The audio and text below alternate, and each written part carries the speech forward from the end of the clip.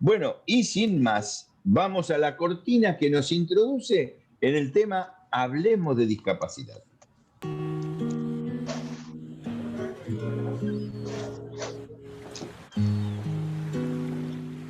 Hablemos de discapacidad. Un espacio del Consejo Consultivo de Discapacidad. Sin más, saludo al equipo de Hablemos de Discapacidad. Primero, Mónica Bianchi, ¿cómo le va? Buenos días. Buenos días, Néstor, ¿cómo estás? Buenos días a todos los que hacen posible detrás del micrófono este programa. Rosa Costa, buen día. Buenos días, Néstor, buenos días a todo el equipo y gracias, como siempre, por el espacio que nos toca poder participar en Salir por Arriba. Muchas gracias. Ustedes lo tienen muy merecido y hay que crear más espacios. Iván Solco también, buenos días. Buen día, Néstor, buen día, compañeras y equipo. Qué placer otra vez encontrarnos. Bueno, yo doy un paso al costado en este estudio virtual y le doy la manija a Mónica Bianchi. Arranquen ustedes con lo que tienen preparado para hoy. Bueno, buenos días a todos los oyentes. La verdad es que hoy tenemos un programa especial. Toda la columna que hace el Consejo Consultivo y CODECOM, Hablemos de Discapacidad, hoy va a estar dedicado en homenaje a una personita que lamentablemente hemos perdido el 7 de junio, víctima del COVID, y se llamaba Martín Balbinder. Martín fue un activista de los derechos de las personas con discapacidad. No alcanza el tiempo que tenemos para enumerar todo lo que ha hecho Martín en su vida. Y acompañado siempre por su esposa Paulita, que hoy la vamos a tener acá. Paula, que cuando hicimos el flyer para comunicar nuestro programa de hoy, nosotros pusimos que íbamos a entrevistar a Paula Maciel. Y ella me mandó un mensajito diciendo, me llamo Balbinder. Me emociona bastante. A ver, Martín escribió libros, dio conferencias, escribió en revistas, estuvo en las Jornadas Nacionales de Discapacidad. Le gustaba mucho la tecnología, por lo cual él escribía sobre teletrabajo, impulsaba mucho el teletrabajo para la gente con discapacidad. Pero junto con Paulita escribió un libro que se llama Libertad, Libertad, Libertad. Cuando yo lo vi, me acuerdo, me pregunté qué era eso de libertad. Entonces, Paulita me enseñó hace poquito que en realidad esa palabra figuraba en el libro, la última obra de Atahualpa Yupanqui, que se llama La Palabra Sagrada. Y en él decía, junte el alma a su coraje y nunca mire hacia atrás. Brilla mejor la vida si brilla con libertad. Pregunté, averigüé, y Javier Romagnach dice que es una palabra inventada, una síntesis de varias ideas. Libertad, dignidad en la diversidad, que tengan plena dignidad y plena libertad todas las personas y que no deben ser discriminadas y oprimidas por su diferencia y que tengan la misma oportunidad que los demás. Emocionante. Martín tenía discapacidad y le vamos a pedir que nos cuente un poquito a Iván en qué consistía su discapacidad y qué consiste en general esa discapacidad. Avante, Iván. Bueno, gracias compañera. Adhiero, por supuesto, a las palabras que están mencionando y destaco el gran trabajo que ha hecho Martín y que ha hecho Paula.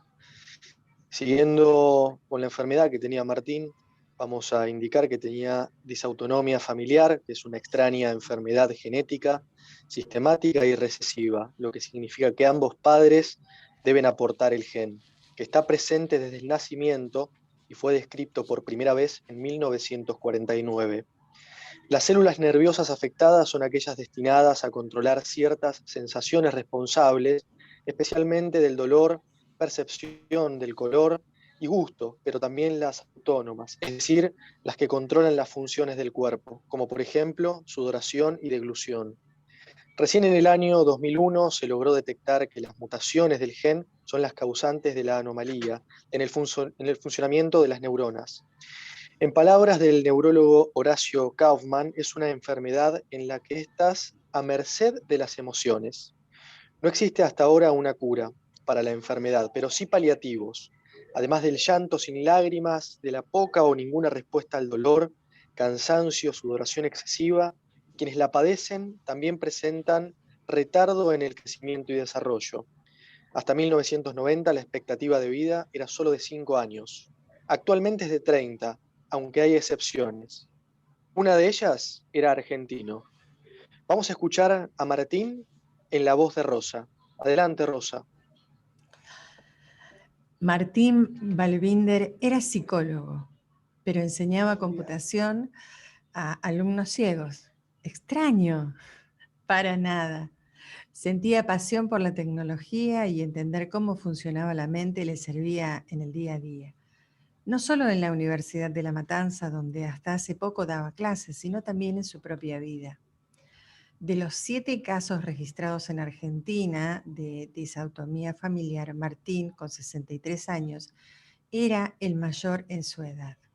Sin embargo, para él ni siquiera se trataba de una enfermedad, sino solo de un síndrome que no le ha impedido alcanzar sus metas. Decía, no vivo en función de ella, y recalcaba una y otra vez que pese a reconocer que a veces sufría crisis autónomas porque lo descompensaban, también nos cuenta que también contaba con la insensibilidad al dolor, algo que le provocaba problemas al no sentir las lesiones ante un accidente, como aquella vez que se fisuró jugando al fútbol o cuando apoyó el pie sobre un caño candente que le provocó severas quemaduras. A los 13 años su mamá lo mandó al oculista porque desviaba un ojo, pero había algo más. Lloraba sin lágrimas. Como consecuencia de la poca información existente, Martín perdió la vista a los 18 años. El problema es lo desconocido. En el momento que descubrieron lo que tenía, no se sabía qué se podía hacer y qué no. El único que quedó ciego fui yo, decía. Martín, de brazos flacos, peinado al costado y flequillo, salía cada vez menos de la casa en Aedo, en la que convivía con su mujer y sus 3 perros. El año pasado se esguinzó la pierna y ya no pudo caminar largos trayectos porque se trasladaba en una silla de ruedas. Su casa se quemó y pocos son los objetos que pudieron rescatar. A pesar de eso, jamás bajó los brazos. Nunca quiso cambiar. Jugó al fútbol, sabía nadar y hasta practicó judo. Hace más de 20 años que está con su pareja, está en pareja con la otra psicóloga, Paula, o Paulita Maciel, como le dicen los conocidos, con la que compartía la pasión por el mundo virtual y la psicología. Se conocieron en la biblioteca para ciegos y desde ese momento jamás se separaron. La verdad, emocionante la historia de Martín. pero la disautonomía familiar. Por eso a veces cuando nosotros luchamos tanto por los derechos y por la visibilidad de la gente con discapacidad, de las personas con discapacidad, uno no tiene mucha conciencia de qué hablamos. Yo siempre que hablamos, estamos todos emocionados, yo me Sí. soplaba la nariz, estamos todos emocionados, pero bueno, uno que trabaja en discapacidad nunca pudo concebir Paula sin Martín y Martín sin Paula. Y nos vamos a tener que acostumbrar ahora. Paulita, el micrófono es todo tuyo. Adelante. Bueno, en principio quería aclarar que era un síndrome. No es que Martín decía que era un síndrome porque se le ocurría. Porque bueno, ese siempre es uno de los problemas con nosotros, que nuestra palabra siempre parece dudosa. Después puedo enviarles páginas, bibliografía, etcétera, para mostrar que Martín decía que era un síndrome porque era un síndrome. El que estaba equivocado insistiendo en que era una enfermedad era el periodista. Y bueno, y así, y eso, por supuesto, no siempre, porque si no, no hubiéramos podido escribir. Acá está la tapa del libro. Hay mucho escrito, además, que tengo la enorme y maravillosa tarea de reunir y eventualmente publicar, porque hay una cantidad de cosas inéditas. Como dice Mónica, es difícil saber quién las escribió, porque por ahí yo en eso sigo siendo, bueno, me cuesta menos escribir, pero era el pensamiento de los dos. Y me va a costar, sí, me va a costar muchísimo. Porque estoy tan acostumbrada a darme vuelta y decir, ¿qué te parece esta frase? ¿Y cómo? Espero que no se escuche. Vivimos en un entorno muy ruidoso, no estamos en Aedo. Después, bueno, volvimos a la casa que se había incendiado, bueno, la reconstruimos y volvimos a vivir, estamos en Floresta, y es una calle muy ruidosa, así que pido disculpas si se filtra los bocinazos, es justo la hora. Pero lo que quería, digo, ya que hemos pasado lamentablemente de pedir que se escuche el grito sagrado, libertad, libertad, libertad. La frase no es del libro, en realidad la descubrí hace un par de días, y antes de que Martín muriera, y me pareció maravillosa para algún libro próximo. Cuando él estaba internado yo escuchaba música porque no me daba la cabeza ni siquiera para mirar películas. Quiero hablar de que terminamos con, entonces, al final, juremos con gloria morir con dignidad. En la Argentina existen protocolos del Ministerio de Salud, existe una ley de derechos del paciente, existe una ley específica sobre las personas con enfermedades o síndromes raras o poco frecuentes. Después te paso los números, Mónica, o los buscamos, ¿no? Este momento no consigo acordarme el número de ninguna. Martín participó también, junto al que entonces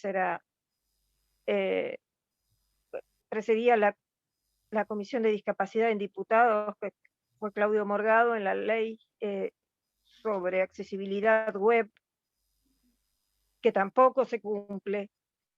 Entonces, lo que me interesa ahora es que la cantidad de casos que he conocido durante la pandemia y antes, porque la pandemia solo lo hizo más visible, lo que ya existía, ese ninguneo de la palabra de las personas con discapacidad en los hospitales. Martín me decía, no sé si están hablando de mí o no, porque nadie habla conmigo cuando estaba en terapia intensiva.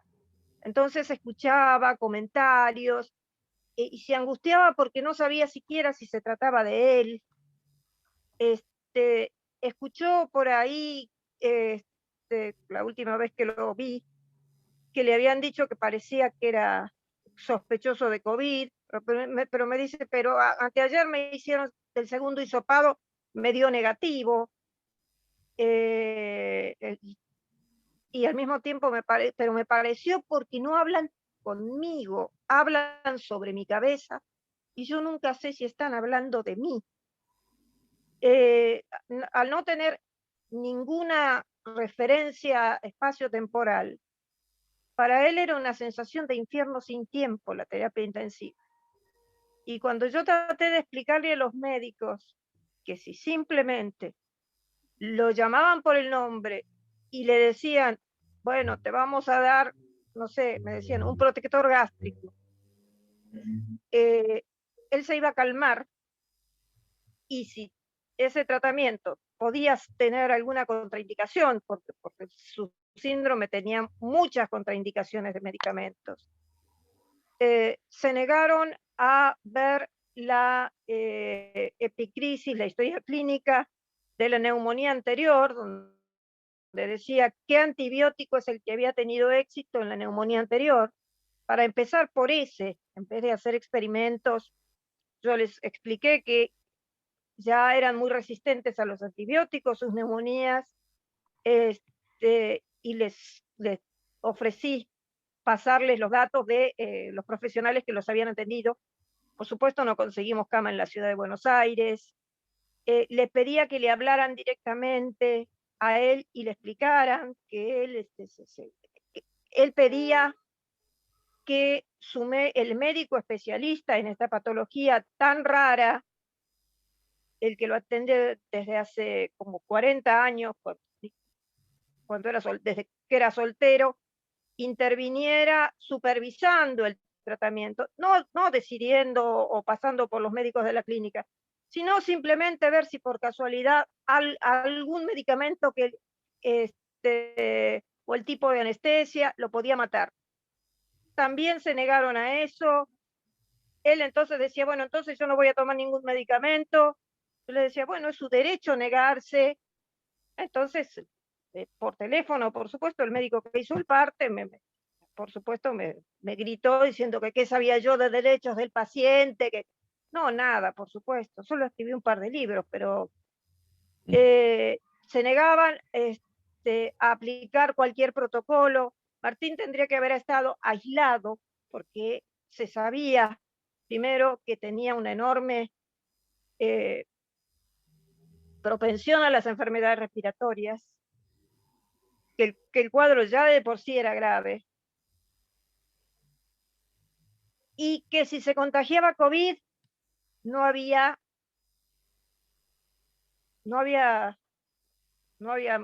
prácticamente más que hacer. Tenía derecho a estar en una habitación con una persona de apoyo, como lo marca el protocolo.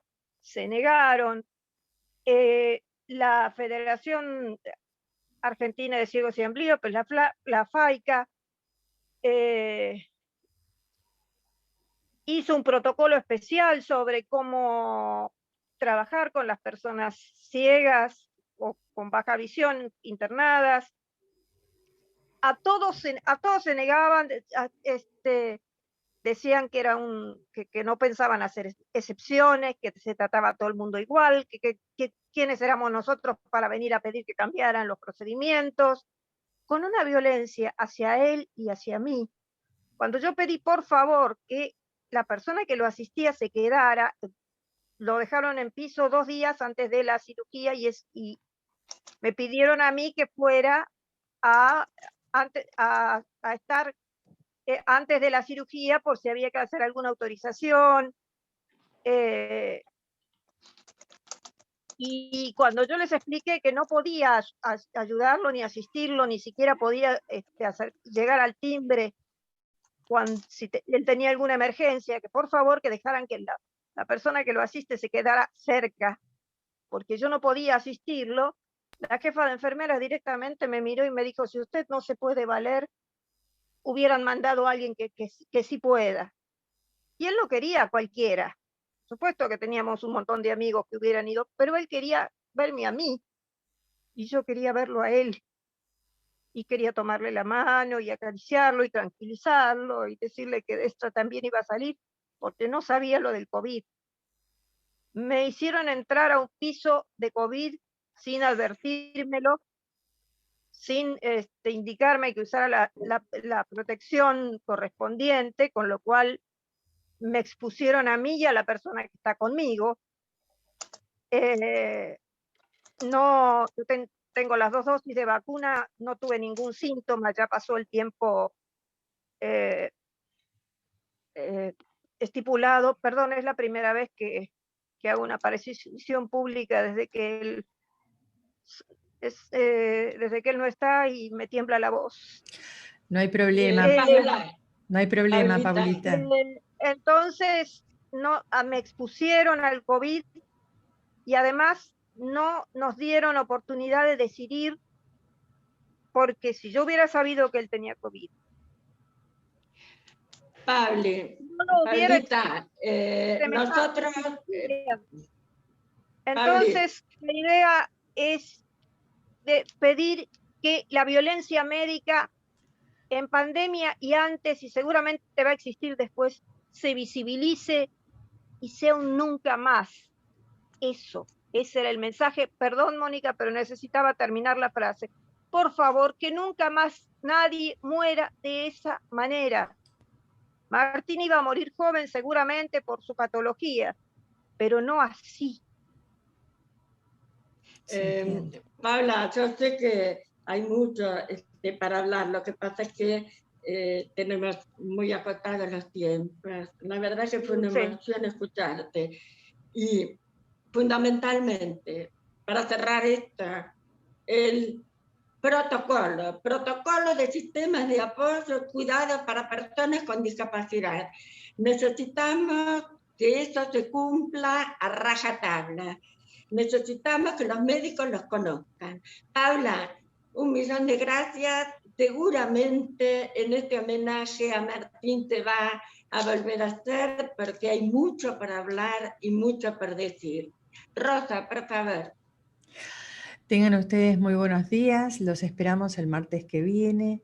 Escríbenos o escribinos a salirporarribadiscapacidad@gmail.com o podés llamarnos y dejarnos, por supuesto, un mensaje al 11 5 595 63 67. Será hasta la semana que viene. Muchas gracias. La verdad es conmovedor escucharla a Paula. Todas las veces que haga falta, cuenten con este espacio. Nunca terminamos de saber, aún los que estamos en la comunicación y tenemos buena voluntad, cuáles son los problemas que pueden surgir a partir del COVID, de esta pandemia.